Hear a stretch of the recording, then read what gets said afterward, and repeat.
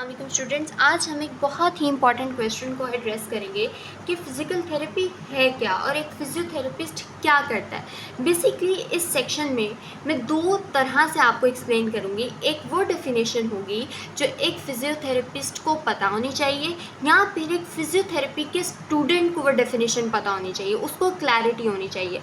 और एक वो डेफिनेशन होगी जो किसी भी जनरल पब्लिक के लिए होगी, और वो डेफिनेशन आप एज अ प्रोफेशनल क्लिनिक्स के अंदर पेशेंट्स को एक्सप्लेन कर सकते हैं। अगर आपसे पूछेगा कि फिजियोथेरेपी क्या होती है या इसका मुझे फ़ायदा क्या होगा, ठीक है। सबसे पहली बात आपने याद रखनी है, सबसे पहले सेक्शन में मैं आपको डेफिनेशन बताऊंगी जो स्टूडेंट्स के लिए है। पहली बात आपने पहला पॉइंट याद रखना है कि फिजियोथेरेपिस्ट जो है वो क्या है, ऑटोनोमस प्रैक्टिशनर होते हैं, ठीक है। ऑटोनोमस से क्या मुराद होती है? ऑटोनोमस से मुराद ये होती है जिनके पास आज़ादी होती है, ठीक है, जिनके पास कोई इख्तियार होता है। ये वो प्रोफेशनल्स होते हैं जिनके पास पेशेंट फर्स्ट हैंड पे आ सकता है, खुद से पेशेंट डायरेक्ट आ सकता है। पहले ये समझा जाता था कि फिजियोथेरेपी के पास पेशेंट खुद से नहीं आ सकता, इसके पास रेफ़र ही होगा, ऑर्थोपेडिक रेफ़र करेगा, कोई और मेडिकल प्रोफेशनल अगर इसको रेफ़र करेगा तो ही वो फिजियोथेरेपिस्ट के पास आएगा, ठीक है। जबकि अब ऐसा नहीं है, फिजियोथेरेपिस्ट को worldwide as an autonomous practitioner recognise किया जाता है, ठीक है, जिससे मुराद है कि पेशेंट आपके पास डायरेक्टली आता है और आप डायरेक्टली उसके डायग्नोसिस से लेकर उसके ट्रीटमेंट तक हर चीज़ के लिए रिस्पॉन्सिबल होते हैं, ठीक है। अब आप पेशेंट आपके पास आ रहा है, ठीक है, डायरेक्ट पेशेंट आपके पास आ रहा है, तो ऑब्वियसली आपको उसकी क्या क्या चीज़ें करनी पड़ेंगी। सबसे पहला आप पेशेंट की क्या करते हैं, असेसमेंट करते हैं, ठीक है। असेसमेंट के अंदर आप उसकी हर चीज़ को देखते हैं, हर सिस्टम को, खाली वो मसला नहीं देखते जो वो आपके पास लेकर आया है, आप उस मसले का कॉज आइडेंटिफाई करते हैं। लेट्स से अगर पेशेंट मेरे पास आके कह रहा है मुझे बैक पेन है और मैं कहूँ कि जी बस आपको बैक पेन है और यही मेरा डायग्नोसिस है, know that is not my diagnosis, ठीक है। बैक पेन तो मुझे पेशेंट ने ही बता दिया कि मुझे बैक पेन है, ठीक है। तो मैं प्रॉपरली उसकी असेसमेंट करूँगी, उसका एग्जामिनेशन करूँगी, हर लिहाज से उसका एग्जामिनेशन करूँगी। एग्जामिनेशन करने के बाद मैं एक क्लिनिकल डिसीजन बनाऊँगी जिसको मैं कहूँगी दिस इज़ डायग्नोसिस, ठीक है।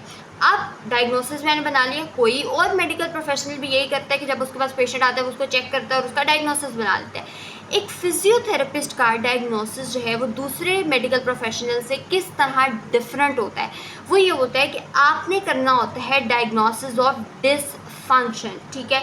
इससे क्या मुराद होती है, मेरे पास अगर कोई पेशेंट आके कह रहे हैं कि भाई मुझे बैक में बहुत ज़्यादा पेन हो रही है, ठीक है, तो मैं उसको ये डायग्नोज नहीं करूँगी कि इसको बैक पेन है, मैं ये देखूँगी कि उसको बैक पेन क्यों हो रही है, उसका बैक पेन का कॉज क्या है, कहीं उसके मसल्स टाइट तो नहीं है, जैसे बहुत कॉमन हैमस्ट्रिंग की टाइटनेस तो नहीं है, कहीं उसकी पोस्चर जो है वो ख़राब तो नहीं है, ठीक है। तो मेरा डायग्नोसिस ये होगा, मैं अपनी प्रिस्क्रिप्शन जो मेरे पेशेंट की होगी या मेरे पास जो पेशेंट की फ़ाइल होगी उसके अंदर खाली बैक पेन नहीं लिखूँगी, मैं बैक पेन के साथ साथ उसका लिखूँगी कितने सालों से उसका बैक पेन है।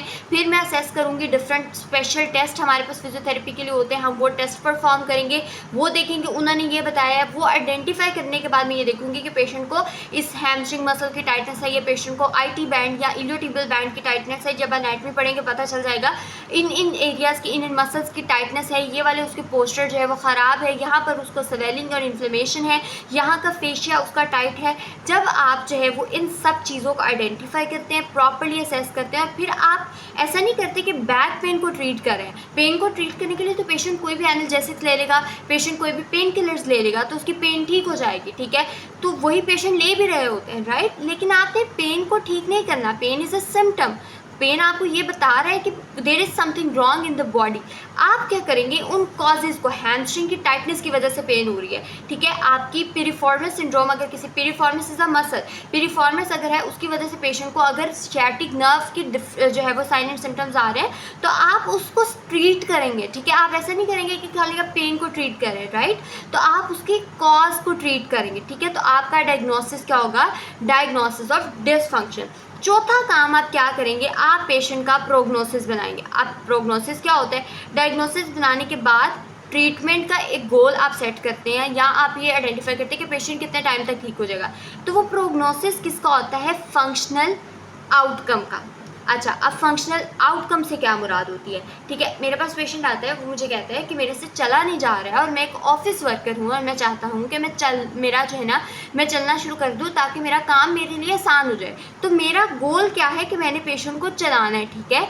तो इसका मतलब है कि मैं अपना ट्रीटमेंट प्लान इस तरह का बनाऊंगी कि मेरा वो जो एक आउटकम है, जो पेशेंट की प्रेफरेंस के बेस पे मैंने डिसाइड किया है, पहली तो बात है कि वो अचीव हो भी सकता है कि नहीं हो सकता, और अगर वो अचीव हो सकता है तो कितने टाइम के अंदर अचीव हो सकता है, ये सब चीज़ें जो है वो मैं उसके अंदर देखूंगी। ठीक हो गया। उसके बाद आपने ये बात याद रखनी है कि आपने प्रोग्नोसिस बना ली, देन आपके पास आता है जी ट्रीटमेंट। अब जी फिजियोथेरेपिस्ट का ट्रीटमेंट बहुत ज़्यादा यूनिक तरीके से हो रहा होता है, ठीक है। आप ट्रीटमेंट के अंदर क्या क्या चीज़ें कर रहे होते हैं? सबसे पहले आप यूज़ कर रहे होते हैं इलेक्ट्रोथेरेपी, ठीक है। इलेक्ट्रोथेरेपी में डिफरेंट मोडेलिटीज़ होती हैं जो कि आप यूज़ कर रहे होते हैं, डिफरेंट फ्रिक्वेंसीज और करंट्स यूज़ कर रहे होते हैं ताकि पेशेंट को कुछ हद तक सिम्टोमेटिक रिलीफ या पेन रिलीफ हो जाए। फिजियोथेरेपी इंटायरली इलेक्ट्रोथेरेपी नहीं है। आप किसी को खाली हार्ट पैक, टेंस, अल्ट्रासाउंड नहीं कर सकते और ये एक्सपेक्ट नहीं कर सकते कि पेशेंट ठीक हो जाएगा। आपका दूसरा काम होता है मैनुअल थेरेपी, ठीक है। मैनुअल थेरेपी असल फिजियोथेरेपी में आती है जिसमें आप पेशेंट की वाकई ही पेशेंट के कांटेक्ट में आकर ट्रीट करना स्टार्ट करते हैं। मैनुअली कुछ ऐसी आप चीज़ें करा रहे होते हैं जिसमें मोबिलाइजेशन होती है और मूलिगन टेक्निक्स, जिसमें मूलिगन एक बहुत कॉमन टेक्निक है, ये आप पढ़ेंगे आपको पता चलेगा। मोबिलाइजेशन हो सकती है, इसके अलावा सॉफ्ट टिश्यू टेक्निक्स हो सकती है जो कि आप अप्लाई कर रहे होते हैं पेशेंट के ऊपर, जो कि मैनुअल थेरेपी टेक्निक्स के अंदर आती है। देन हमारे पास एक चौथी टेक्निक आती है जो कि होती है एक्सरसाइज थेरेपी। चौथा पार्ट होता है एक्सरसाइज थेरेपी के अंदर आप पेशेंट को डिफरेंट एक्सरसाइजेस प्रिस्क्राइब कर रहे होते हैं, उनको बता रहे होते हैं कि ये आपने एक्सरसाइज करनी है, इतनी रेपिटेशन इस एक्सरसाइज की करनी है। अब एक बहुत कॉमन परसेप्शन आती है कि जी एक्सरसाइजेस तो हम यूट्यूब से देख के भी कर सकते हैं। बिल्कुल आप यूट्यूब से देख के कर सकते हैं, लेकिन यूट्यूब आपका डायग्नोसिस तो नहीं बनाएगा, यूट्यूब आपका प्रोग्नोसिस तो नहीं बनाएगा। यूट्यूब आपके अंदर ये इलेक्ट्रोथेरेपी का एलिमेंट, चलो चाहे आप ऐड कर भी लें, आप वो डिफरेंट जो टूल्स यूज़ हो रहे हैं वो ले भी लें, लेकिन मैनुअल थेरेपी कौन करेगा? क्योंकि मैनुअल थेरेपी इंटायरली एक थेरेपिस्ट ही कर सकता है जो कि सर्टिफाइड है, जो कि ट्रेंड है। और एक बात आप याद रखें कि जब तक मैनुअल थेरेपी नहीं की जा सकती तो एक्सरसाइज थेरेपी भी किस कंडीशंस के अंदर रिलीफ नहीं देती है, ठीक है। खाली एक्सरसाइज थेरेपी से पेशेंट ठीक नहीं हो सकता है, ठीक है। आप कुछ टाइम तक मसल स्ट्रेंथन ज़रूर होंगे, लेकिन जो डिसफंक्शन मौजूद है, लेट्स से कि अलाइनमेंट ख़राब है और ख़राब अलाइनमेंट के साथ ही आप एक्सरसाइजेस परफॉर्म किए जा रहे हैं, तो एक अंडरस्टैंडेबल सी बात है कि बोनी अलाइनमेंट तो आपकी वही की वही है, ठीक है। आप अपने मसल्स को स्ट्रेंथन ज़रूर कर लेंगे, लेकिन क्या है, आपके मसल्स भी गलत डायरेक्शन के अंदर गलत अलाइनमेंट के साथ काम कर रहे हैं, ठीक है। तो आपको कैसे उसका अंदाज़ा होगा? तो एक्सरसाइज थेरेपी भी एक ट्रीटमेंट प्रोटोकॉल है। इसके अलावा मल्टीपल ट्रीटमेंट टेक्निक्स होती हैं जो कि यूज़ की जा सकती हैं। एक फिजियोथेरेपिस्ट उनको यूज़ करता है और बेस्ट आउटकम अचीव करता है। और ये बात बिल्कुल सच है कि फिजियोथेरेपी से पेशेंट लाजमी ठीक होता है। ऐसा नहीं है कि फिजियोथेरेपी में पेशेंट ठीक नहीं होता है, बट इट टेक्स टाइम, क्योंकि आप पेशेंट के कॉज को ट्रीट कर रहे हैं, आप पेशेंट की पेन को ठीक नहीं कर रहे हैं या उसकी सिम्टम्स को नहीं ठीक कर रहे। सिर्फ अगर सिम्टोमेटिक रिलीफ मिलना हो तो आप स्वेलिंग को कम करने के लिए आप पेशेंट को सीधी सीधी कॉर्टिकोस्टेरॉइड्स पकड़ा सकते हैं, आप उसको जो है वो पेन को कम करने के लिए उसको एनसेड्स दे सकते हैं, बट कभी भी वो उस कॉज को ट्रीट नहीं करेगा। और जब भी पेशेंट उस कॉज को ठीक नहीं कर रहा होता है, वो मसला बढ़ता चला जाता है, वो कॉज वही रह रहा होता है। आपने सिम्टम्स ठीक किए और फिर एक टाइम आता है जब मेडिकेशंस कोई इफ़ेक्ट शो नहीं करती हैं और तब तक बहुत देर हो जाती है, और फिर वो पॉइंट आता है जब आपको सर्जरी की तरफ जाना पड़ता है, ठीक है। तो फिजियोथेरेपी एक बहुत इंपॉर्टेंट एस्पेक्ट है आपकी लाइफ का, जो कि इम्पोर्टेंट। अच्छा, अब ये तो हमने बात कर ली कि फिजियोथेरेपी सिर्फ पेशेंट को पेशेंट को नहीं खाली फिजियोथेरेपिस्ट ट्रीट कर रहा होता है। फिजियोथेरेपी एक फिटनेस ट्रेनर के तौर पर भी काम कर रहा होता है। फिजियोथेरेपिस्ट जो है एक रिहैब प्रोटोकॉल के साथ साथ फिजियोथेरेपिस्ट आपको आपकी लाइफस्टाइल की इंप्रूवमेंट करने के लिए भी कर रहा होता है। आपको पता है, जब आप थेरेप्यूटिक्स अपना पहला सब्जेक्ट फिजियोथेरेपी का पढ़ेंगे तो उसके अंदर आप देखेंगे कि आपके पास एक क्लाइंट आता है और एक आपके पास पेशेंट होता है। जो आपका क्लाइंट होता है ना, वो बंदा होता है जो हेल्दी है और वो जस्ट अपना लाइफस्टाइल इंप्रूव करना चाहता है।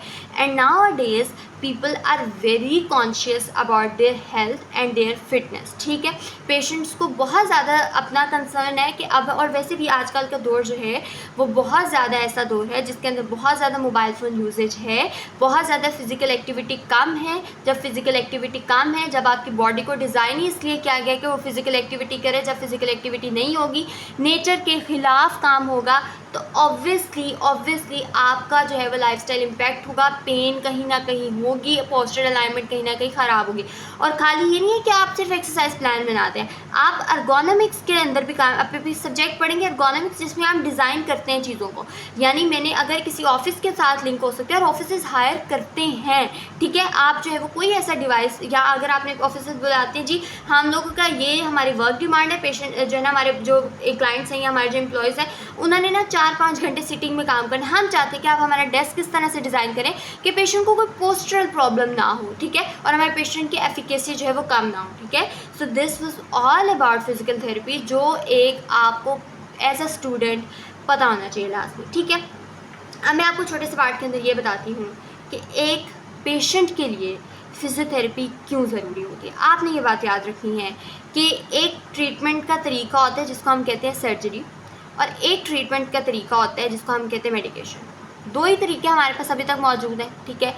सर्जरी में आप चाहे इन्वेजिव सर्जरी हो, यानी आप उस एरिया को काट कर स्ट्रक्चर को ट्रीट कर रहे हैं, या फिर नॉन इन्वेजिव और लेजर के थ्रू ट्रीट करें, कहीं ना कहीं प्रॉब्लम तो है, मेडिकेशन है, सर्जरी है।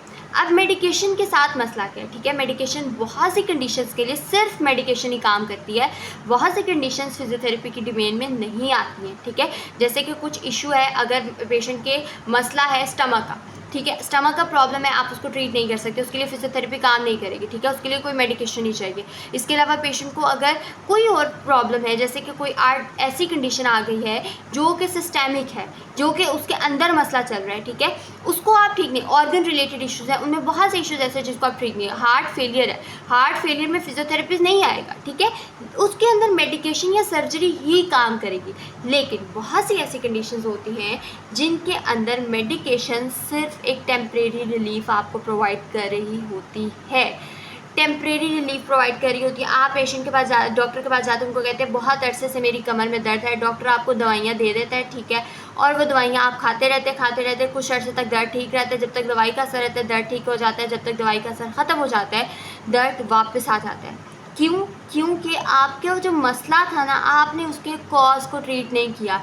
आपने को बैक पेन थी, कमर में दर्द थी, आपने उसकी दर्द का इलाज करा लिया, आपने दर्द के लिए दवाइयाँ खा ली, लेकिन आपने ये नहीं देखा कि वो बैक पेन कहीं मसल की टाइटनेस की वजह से तो नहीं हो रही, मेरे पट्टे तो नहीं खींचे हुए, या फिर कोई मसला मेरी डिस्क के अंदर तो नहीं हो गया, या मेरा पोस्टर तो ख़राब नहीं है, क्या कॉज है, you are not treating that cause.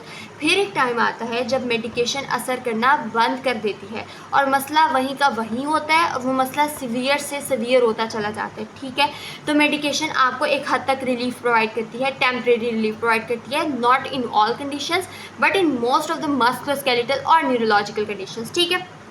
दूसरी तरफ आती है जी सर्जरी।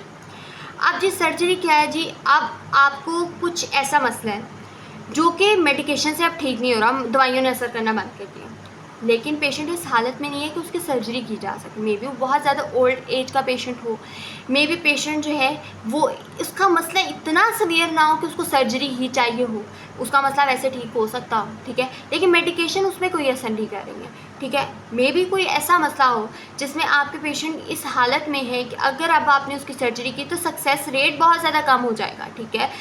इसलिए बीच का एक रास्ता निकालना बहुत ज़रूरी होता है, जहाँ पर सर्जरी काम नहीं करे, जहाँ पर मेडिकेशन काम नहीं करे। सर्जरी एक बहुत बड़ा प्रोसीजर है, पेशेंट उसको नहीं अफोर्ड कर पा रहा, पेशेंट की हेल्थ आपको अलाउ नहीं करे कि आप सर्जरी करें, और मेडिकेशन है वो टेम्परेरी रिलीफ दे सकते हैं। फिर दोनों बीच का रास्ता आपके पास सिर्फ और सिर्फ जो है वो क्या बचता है, फिज़िकल थेरेपी बचता है। और फिज़िकल थेरेपिस्ट सर्जरी से पहले और सर्जरी के बाद दोनों टाइम पर काम कर रहा होता है। सर्जरी से पहले फिजियोथेरेपी करवाना इसलिए ज़रूरी है ताकि जिस भी एरिया की फिजियोथेरेपी हो रही है उसके इर्द गिर्द के मसल इतने स्ट्रॉन्ग रहें कि कल को आप अपने फंक्शनल लेवल, यानी आप दोबारा काम करना शुरू करें। नी की सर्जरी कराते हैं ना, तो नी के इर्द गिर्द के मसल का सही होना ज़रूरी होता है, उनका इतना एक्टिव होना ज़रूरी होता है कि वो इतना बड़ा जो ट्रॉमा सर्जरी का उनके ऊपर हो रहा है उसको बियर कर सके। और सर्जरी के बाद भी मूवमेंट को रिटेन करने के लिए पेशेंट डरता है, वो उसको आगे पीछे मूव ही नहीं करता, वो एक ही जगह रख रहे तो वो कैसे, वो जाम हो जाती है जगह, वो अलाउ नहीं कर रहा था आपको जॉइंट मूवमेंट, ठीक है। तो फिजिकल थेरेपी उसके अंदर बहुत ज़्यादा ज़रूरी होती है, मूवमेंट को गेन करने के लिए बहुत ज़रूरी होती है। और एक और बात, आप सोचें कि एक पेशेंट है जी जिसको फालिज हो गया, यानी जिसको स्ट्रोक हो गया, ठीक है। स्ट्रोक के पेशेंट जी, अब मेडिकेशन भी वो बंदा ले रहा है, ठीक है, पेशेंट जो है वो मेडिकेशन भी ले रहा है, सर्जरी क्या ही वो स्ट्रोक के पेशेंट के अंदर कर सकते हैं, ठीक है। तो इसके अंदर क्या एक ऑप्शन है, पेशेंट चलने के काबिल नहीं है, कोई भी दवाई उसको नहीं चला सकती, कोई भी दवाई आज तक ऐसी नहीं बनी है जो कि उसके ब्रेन के सेल्स को बदल दे, उनकी जो न्यूरोप्लास्टिसिटी है उसको ख़त्म कर दे। कोई ऐसी दवाई नहीं है जो पेशेंट को, अगर वो चल नहीं पा रहा उसको चलने पे मजबूर कर दे। अगर पेशेंट एक ही जगह पर, स्ट्रोक के अंदर ऐसा होता है ना, पेशेंट का हाथ एक जगह पर फिक्स हो जाता है, टाइट हो जाती है इतने मसल कि वो मूव ही नहीं कर पाता, तो कोई भी ऐसी चीज़ नहीं है जो कि उन टाइट मसल्स को कम कर सके, ठीक है। तो पेशेंट को चलने के काबिल बनाना आफ्टर एनी इशू, जैसे कि स्ट्रोक है, चलने के काबिल बनाना, पेशेंट नहीं चल पा रहा है, वो एक काम होता है फिजियोथेरेपी का। फिजियोथेरेपी रिहैब करते हैं फिजियोथेरेपिस्ट, उसके उन मसल्स को इतना काबिल बनाते हैं कि वो अपनी एक्टिविटीज़ ऑफ डेली लिविंग, यानी अपने दिन के अपने सारे काम खुद परफॉर्म कर सके, ठीक है। फिजियोथेरेपिस्ट इतना काम उसको काबिल बनाते हैं कि वो समटाइम्स पेशेंट चल सके, ठीक है। एक हद तक पेशेंट को रिकवर कर सकता है फिजियोथेरेपिस्ट, मे भी मुकम्मल ठीक ना हो, लेकिन एक हद तक वो चल सकता है, एक हद तक वो अपना एक्टिविटीज़ परफॉर्म करने के काबिल हो जाता है। और हमने अपने क्लिनिक्स के अंदर पेशेंट को वाकई ही सही होते देखा है। मैंने अभी इंटर्नशिप रिसेंटली अपनी कंप्लीट किया है और हमने देखा है कि पेशेंट पहले दिन व्हील चेयर पर आई थी, उसके बाद आहिस्ता आहिस्ता वो इतना काबिल हो गई थी, जब तक मेरी इंटर्नशिप खत्म हुई इतना काबिल थी कि वो साइकिलिंग कर पा रही थी। एक डिवाइस होता है, एक तरह की मशीन होती है जो हमने रखी होती है पेशेंट को ट्रेन करने के लिए, वो साइकिलिंग, वो इतना कैपेबल हो गई थी कि वो पहले एक स्टेप नहीं ले पाती थी, अब वो 4 या 5 बार राउंड लगा लेती थी, 3-3 4-4 मिनट तक साइकिलिंग कर लेती थी। तो पेशेंट ठीक होता है, हमने अपने सामने पेशेंट को होते देखा है। इसके अलावा कुछ बच्चे ऐसे होते हैं जो कि उनको जो है वो कोई ऐसा बचपन में इशू हो रहा होता है, जैसे कि बहुत कॉमन इशू होता है जिसको हम कहते हैं सेरिब्रल पाल्सी, ठीक है। सेरिब्रल पाल्सी के इश्यूज़ के अंदर भी फिजियोथेरेपिस्ट जो है वो बहुत इंपॉर्टेंट रोल प्ले करता है। वो आपके बच्चे को इतना काबिल बना देता है कि वो अपनी दिन के काम कर सके, अपनी एक्टिविटीज़ खुद परफॉर्म कर सके, वो इंडिपेंडेंट हो सके। बच्चे को जब फ़ौरन ही अगर लेके आया जा सकते तो बच्चा बिल्कुल ठीक भी हो सकता है, ठीक है।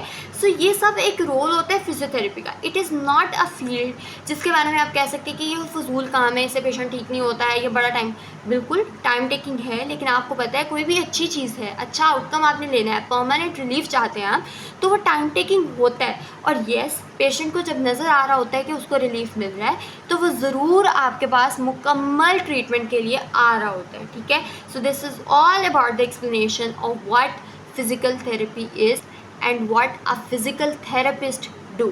Thank you so much.